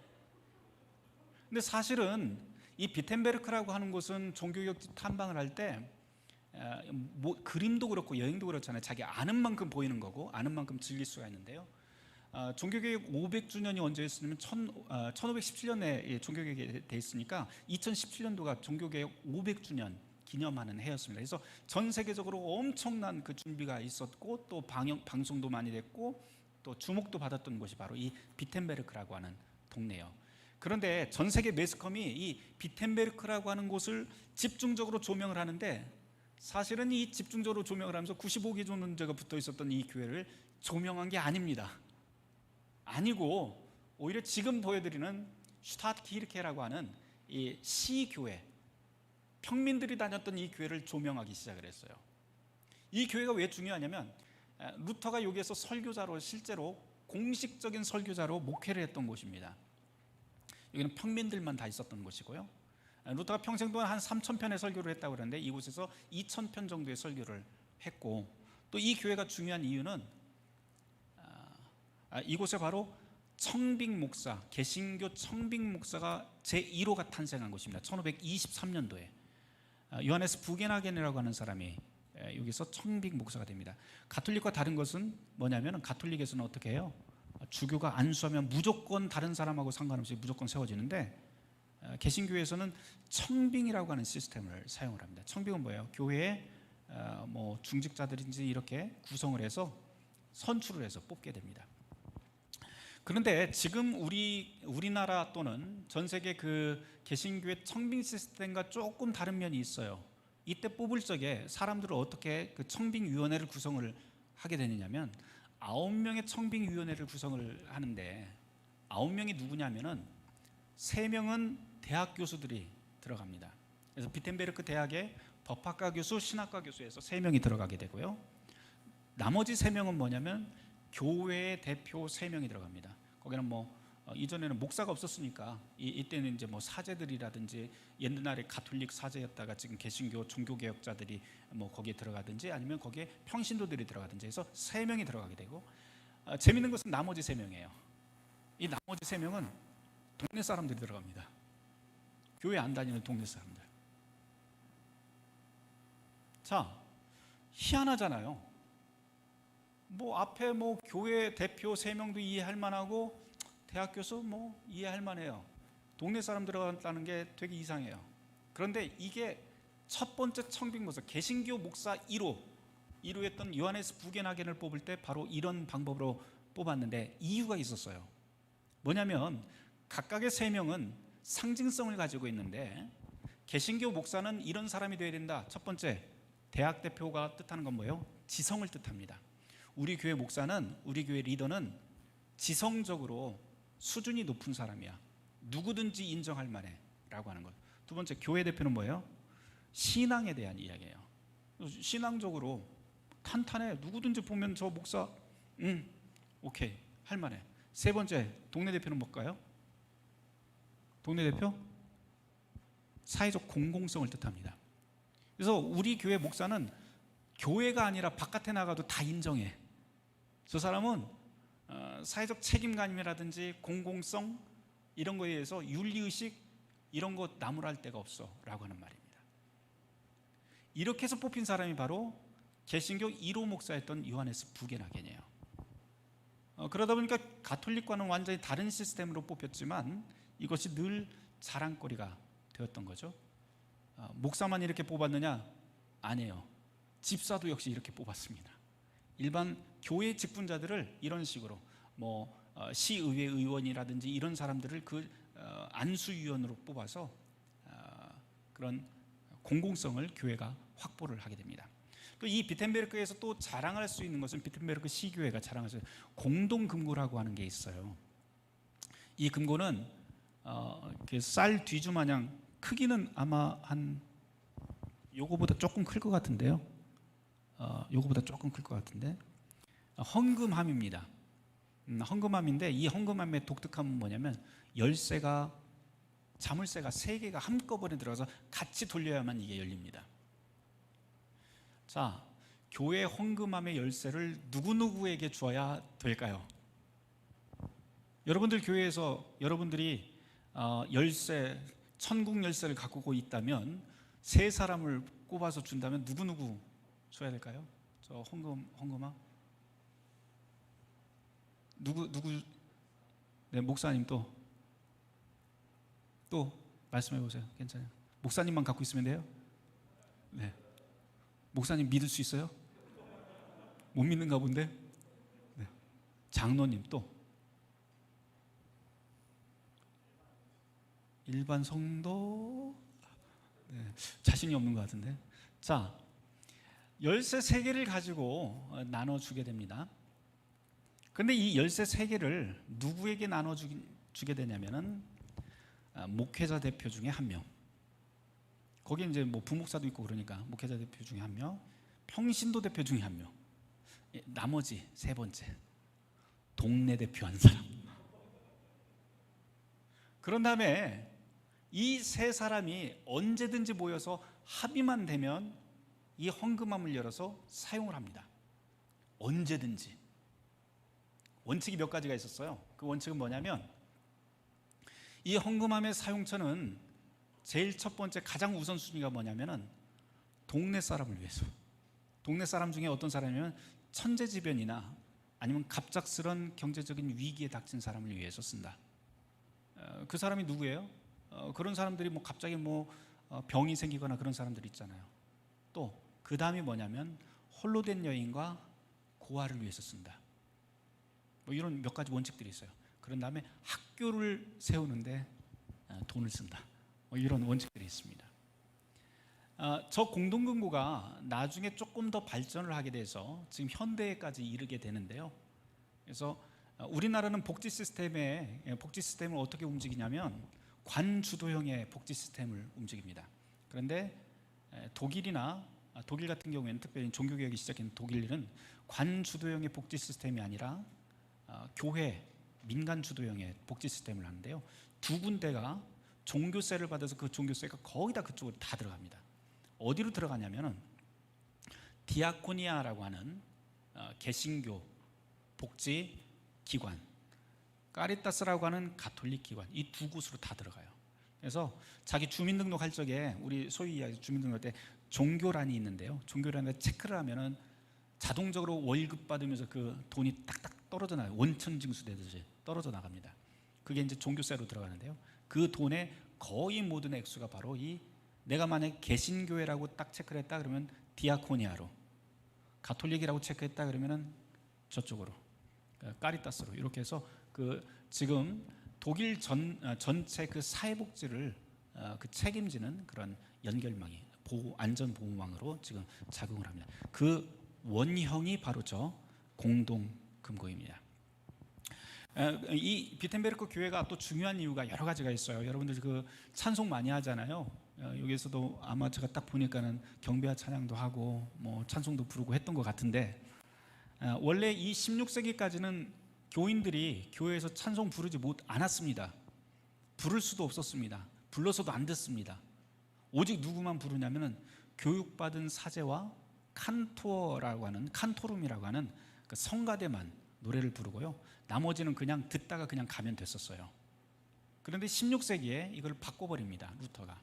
그래서 회중 찬송이라고 하는 것을 만들게 되는데 일반 성도들도 같이 찬송을 부르도록 그렇게 예배 시간에 그렇게 바꿔버립니다.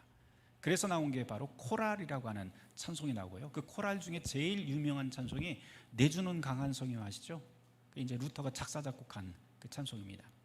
그래서 이 회중 찬송이 제일 먼저 시작된 곳이 바로 이 비텐베르크 시 교회였고요. 또 성찬이 이 가톨릭에서는 지금도 성찬을 할 적에 떡만 주지 평신도에게 잔 안 줍니다. 그런데 떡과 잔을 다 주고 이 성찬을 시작했던 교회가 바로 이 비텐베르크 시 교회입니다. 그래서 이 비텐베르크 시 교회는 사실 종교개혁 사상으로는 굉장히 중요한 여러 가지 시스템들, 사상들을 가지고 있는데 그것보다도 더 중요한 종교개혁 500주년이 되었을 때 가장 주목을 받았던 것은 저 앞에 보이는 내폭의 제단화 때문이에요. 요거 이야기하고 제가 좀 마치려고 합니다. 이 내폭의 제단화는 루터가 죽은 다음에 1547년도에 세워지게 되는데요. 그 이전에 이것이 세워지게 된 여러 가지 그 역사적인 배경들이 있는데 그거는 제가 좀 넘길게요. 이것도 재밌는 이야기가 있지만 루터가 1546년도에 죽고 그 이듬해에 이것이 올라가게 됩니다. 이듬해에 올라가게 되는데 이 그림을 잘 보시면 종교개혁가 그러니까 종교개혁 신학이 꿈꾸던 교회의 모습이 이 안에 다 담겨 있어요. 예를 들어서 하나 보도록 하죠. 중앙화부터 보려고 하는데요. 한 가운데는 1530년도에 아우스부르크 신앙고백서에 이런 말이 있어요. 교회란 곳이 어떤 곳이냐? 교회는 복음이 순수하게 선포가 되고 성례전이 바르게 집례되는 회중의 모임이다라고 이렇게 정의를 합니다. 내폭의 제단을 잘 보시면 복음이 순수하게 선포가 된다고 하는 설교의 부분은 여기에 있고요. 성례전의 부분은 세례와 성찬이라고 하는 것이 있고 거룩한 성도라고 하는 그 부분은 바로 이렇게 죄의 용서에 대한 이야기가 이렇게 있어요. 그래서 요 안에 이제 다 들어있는데 하나하나 좀 보려고 합니다. 자, 중앙화부터 보려고 하는데 중앙화 요거는 그 비텐베르크 제단화가 아니고요. 누구의 그림입니까? 다빈치의 그림이죠. 다빈치. 우리가 최후의 만찬, 성만찬 제정이 최후의 만찬 때 제정이 되는데 제일 먼저 생각나는 게 최후의 만찬 그러면 다빈치의 최후의 만찬입니다.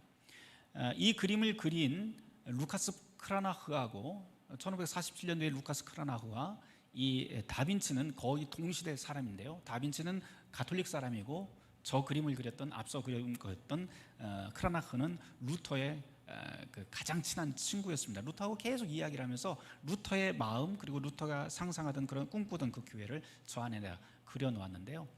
자, 우리가 만찬, 최후의 만찬이라고 했을 때 앞선 그림과 이 레오나르도 다빈치 그림의 가장 큰 차이가 어디에 있을까요? 이 그림과 이 그림의 차이 어디 있을까요? 뭐가 있어요? 네, 맞습니다. 네, 네, 세이프. 네, 좋습니다. 식탁이 달라요. 식탁이. 우리가 끝난 다음에 어디 식사를 하러 간다고 한번 생각을 해보죠. 여기서 한 20명이 같이 식사를 딱 하러 갔는데 식당을 문을 딱 열었는데 긴 일자 식탁이 있어요. 문을 열자마자 뭐부터 고민하기 시작을 합니까? 어디 앉지? 이거부터 생각을 해요. 그렇잖아요. 그러면 어디 앉지라고 생각할 때 빨리 해결을 해야 되는데 뭐부터 생각을 합니까? 그 다음 생각은 우리 중에 제일 높은 사람은 누구지? 이거잖아요. 그죠? 높은 사람은 어디에다 앉혀야 돼요? 가운데다 앉힙니다. 가운데 앉힌 다음에 그 다음 사람은 누구일까? 그러면서 그 옆에서 계속해서 권위 체계별로 사람을 앉히기 시작을 합니다. 다시 말해서 일자형 식탁이 가지고 있는 암시적인 상징은 뭐냐면 위계라고 하는 것을 이야기를 해요. 그런데 우리가 식당을 갔어요. 원탁이에요. 딱 문을 열었는데 원탁입니다. 어떻게 합니까, 여러분? 어떻게 해요? 그냥 아무데나 앉지 뭐 이거예요. 왜? 원탁이라고 하는 것은 사실 모두가 소통할 수 있다, 위계가 없다라고 하는 그런 뜻이 됩니다. 지금 이 그림이 이야기하고 있는 것이 바로 그래요. 종교개혁이 추구했던 교회라고 하는 것은 어떤 곳이냐?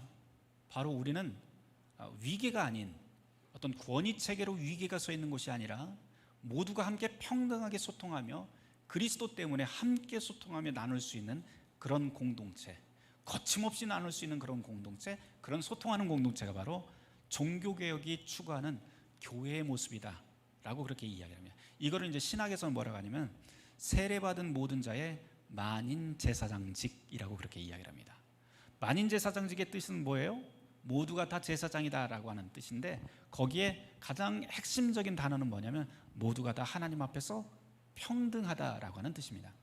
그래서 이 식탁 하나로 이야기하자고 하는 것은 바로 우리가 다 평등하다, 그리스도 안에서 평등하다라고 하는 뜻입니다. 이 그림이 또 독특한 이유는 뭐냐면 이 안에 있는 모든 인물들은 실존하던 비텐베르크 주민들의 얼굴들을 이 안에다가 다 박아놨대요.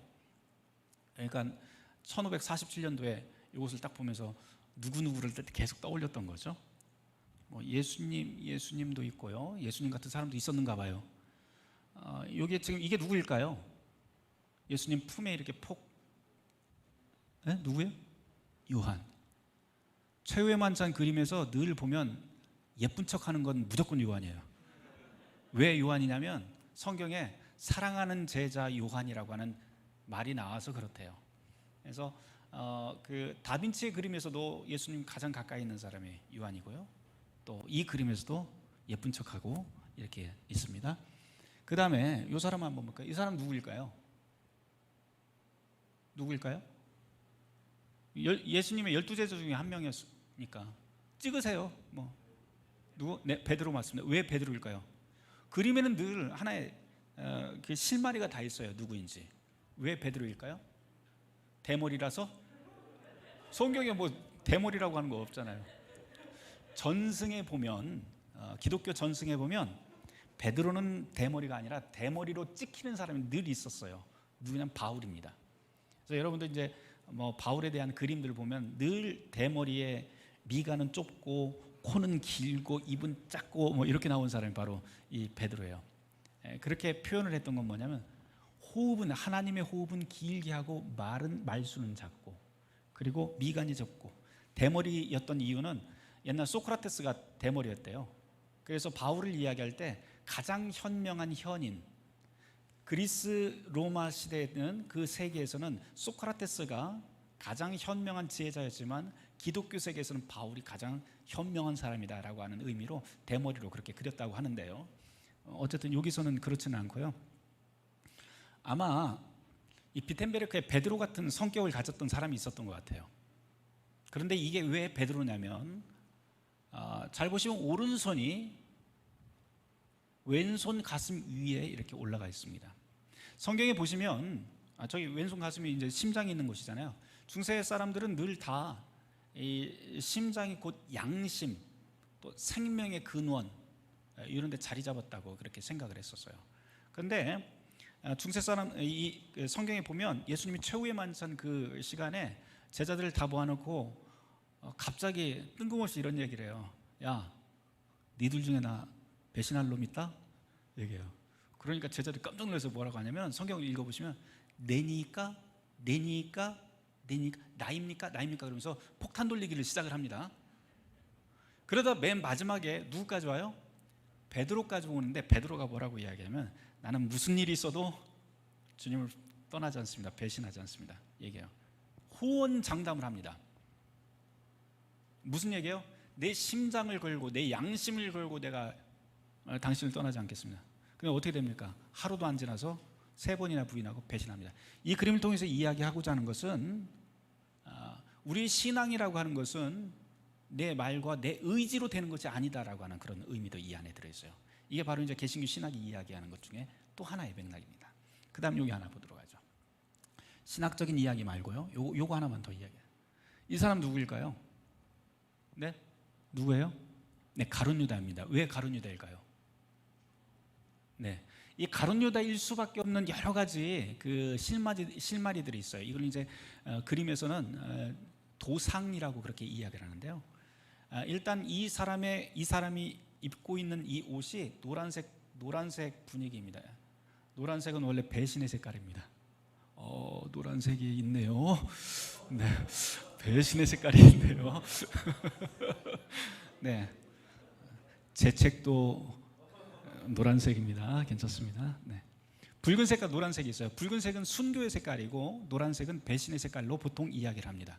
그런데 이 가룟 유다의 색깔이라고도 이야기를 해요. 여러분들 그 1934년도에 독일에서 사건 하나가 벌어집니다. 33년도부터 사건 하나가 벌어지는데 히틀러가 정권을 잡으면서 유태인들을 잡아서 이제 그 수용소로 보내기 시작을 하는데 유태인들을 막 구분을 하면서 가슴에다가 유태인의 별이라고 하는 것을 붙여줍니다. 근데 이때 색깔이 무슨 색깔인 줄 아세요? 무슨 색깔이에요? 유태인의 별. 노란색이에요. 그런데 원래 여러분들 이스라엘의 국기를 보면 유태인의 별, 다시 말해서 다윗의 별이라고 하는 그 다윗의 별은 무슨 색인지 아세요? 파란색, 희망을 이야기하는 파란색입니다. 그런데 유태인들은 늘 자기네들은 희망을 이야기하는, 하나님의 희망을 이야기하는 사람이라고 선민하고 잡으려 했는데 히틀러는 그 사람들한테 그 희망 대신에 노란색을 딱 붙여버립니다. 그 뜻은 뭐냐면은 유다다, 예수를 죽인 의심의 백성들, 또 배신의 아이콘 노란색, 그렇게 쓰니 붙인 거예요. 그게 노란색이 가지고 있는 의미입니다.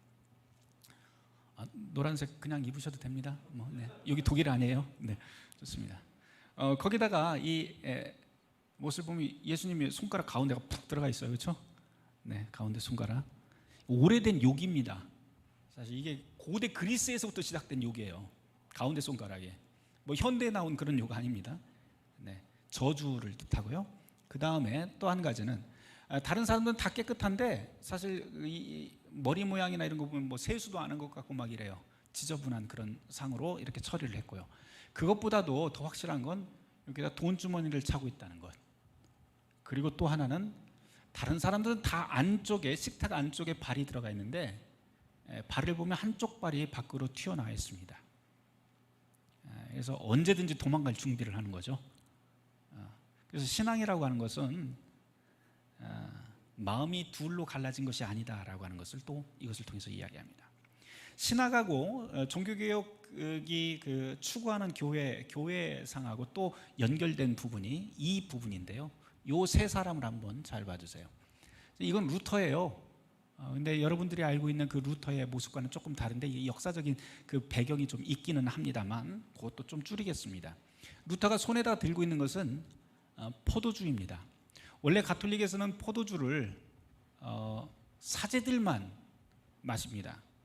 그런데 예수님을 제외한 12사도들이 있는 이 자리에서 루터는 지금 이 포도주를 안에서 빼서 밖으로 일반 평신도에게 나눠줍니다. 루터가 이렇게 했던 이유는 성경 말씀에 너희가 먹고 마시라 라고 하는 예수님의 분명한 명령이 있었기 때문에, 재정의 말씀을 하실 적에 그 말씀이 있었기 때문에 이것은 가감할 수 없다라고 이야기를 합니다. 그래서 평신도도 역시 함께 나눌 수 있는 것, 말씀대로 그것을 이야기를 합니다. 그래서 종교개혁된 교회에서는 세례받은 모든 사람들은 같이 성찬을 나눌 권리와 책임이 있다라고 이야기를 하고요. 이 사람 하나 보도록 하죠. 이 사람은 이 그림에서 보면 직업이 참 모호해요. 왜 모호하냐면 상식적으로 보면 이 사람은 식탁을 이렇게 서빙하는 보조 서빙하는 사람입니다. 알바생이나 뭐 이런 것 같아요. 그런데 복장은요, 이 시대에서 왕자들이 하고 있는 복장입니다. 종이 아니라 왕자의 복장이에요. 1520년 루터의 종교개혁 3대 논문 중에 그리스도인의 자유라고 하는 12월 달에 나온 그 글을 보면 맨 첫 번째 문장이 어떻게 시작을 하면, 서문 빼고 맨 첫 번째 문장이 그리스도인은 만물을 섬기는 종인 동시에 만물 위에 군림하는 주인이다, 이런 표현이 납니다. 만물을 섬기는 종인 동시에 만물의 주인이다. 이 동시성이 굉장히 중요해요. 그리스도인이라고 하는 것은 세상 속에서 살아가면서 종으로 섬기는 종인 동시에 그리스도에게 우리에게 자유를 주신 그 자유자로서 마음껏 살아갈 수 있는 그 주인의 그 권리도 있다라고 하는 것을 이야기하는데 바로 이 부분입니다. 종이지만 왕처럼 살아갈 수 있는 권리가 우리에게 있다. 그 다음 이 사람 하나 더 보도록 하죠. 어찌 보면 이 모든 그림에서 가장 예수님처럼 생긴 사람인데요, 이 사람 제가 실존인물이라고 했잖아요. 이 사람의 직업은 무엇일까요? 여러분들 12사도의 반열에 올라가려면 직업이 뭐 정도 돼야 될까요? 뭐 사제 아니면은 교수 뭐 이런 사람이어야 될 것 같은데 이 사람 인쇄업자였습니다.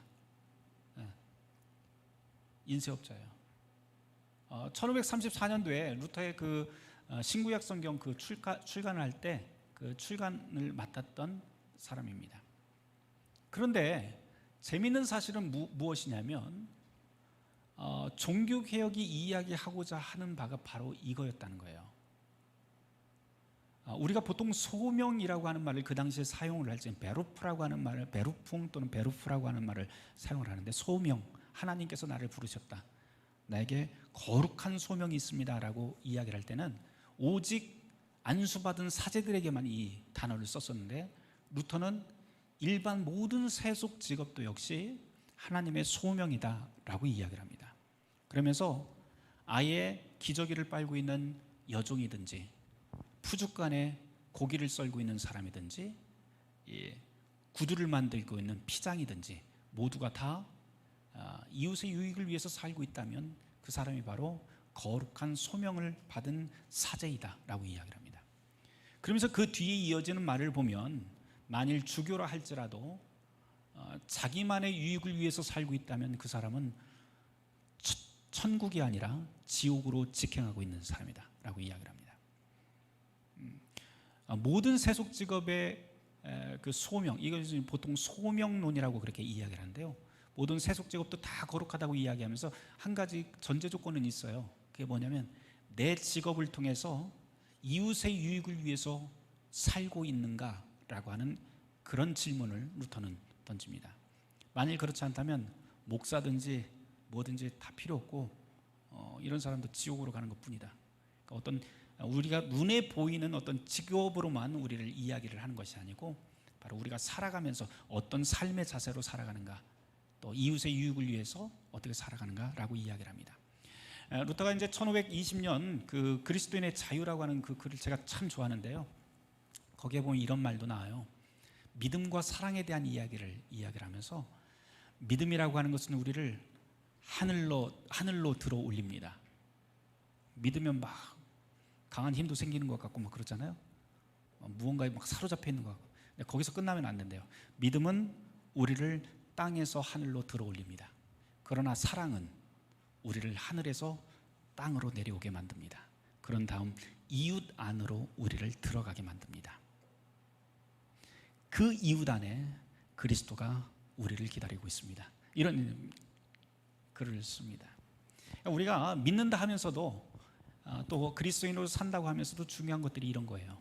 우리가 믿음만 강조하는 것이 아니고 우리 그 믿음이 과연 사랑 안에 있는지, 또 누군가의 유익을 위해서 살아가고 있는지, 이런 것들을 우리가 늘 돌아봐야 됩니다. 개신교회라고 하는, 프로테스탄트라고 하는 말이 원래 이제 저항이라고 하는 뜻이잖아요.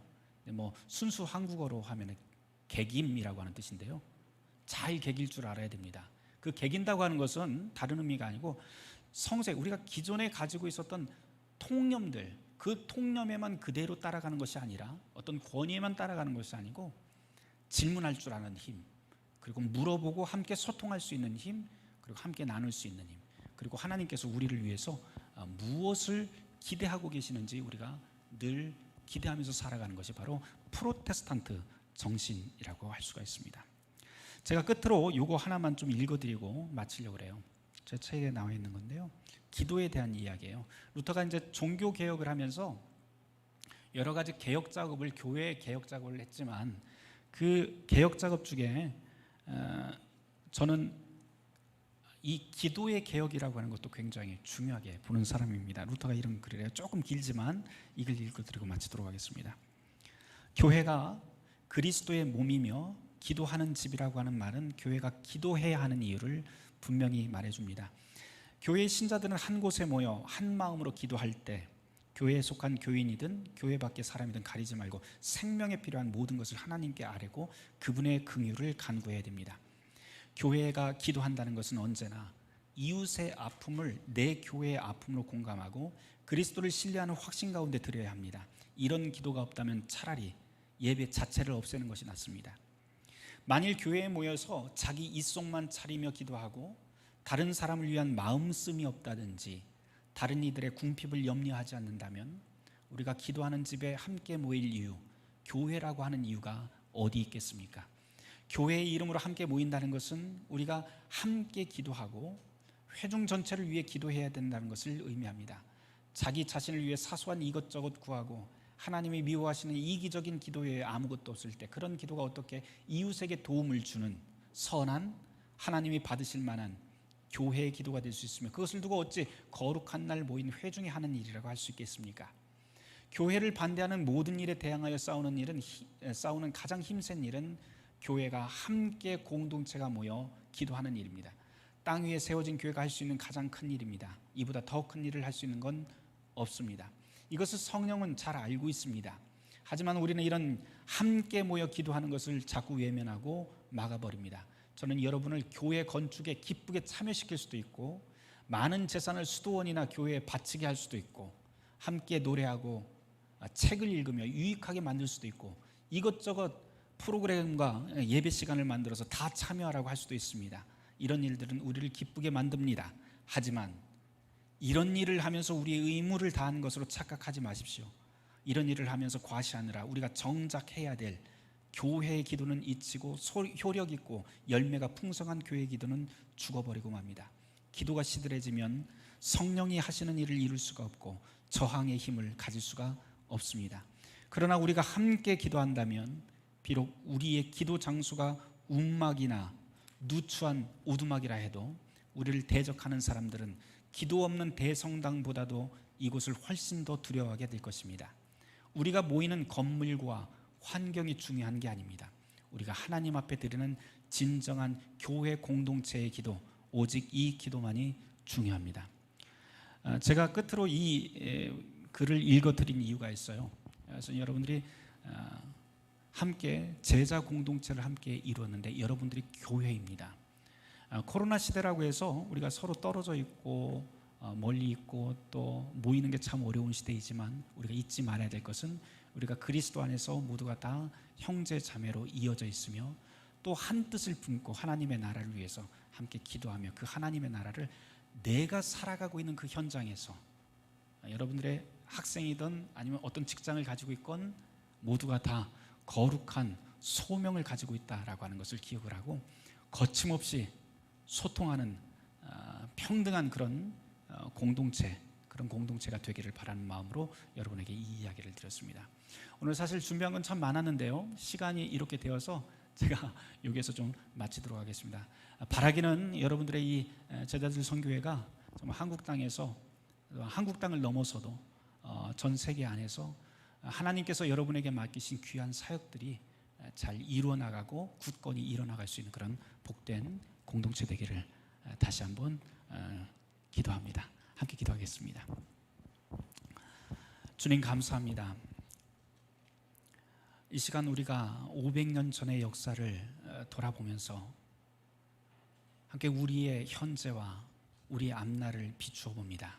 주님, 이 자리에 모인 모든 지체들을 기억하시고 이들이 살아가고 있는 모든 삶의 현장이 하나님께서 동행하시며 하나님께서 일구어 나가시는 소통하는 공동체, 그리고 주님의 뜻을 받들어서 저항하고 또한 새로운 공동체를 만들어 나가는 그러한 귀하고 소망 있는 공동체가 될 수 있도록 복의 복을 더하여 주시옵소서.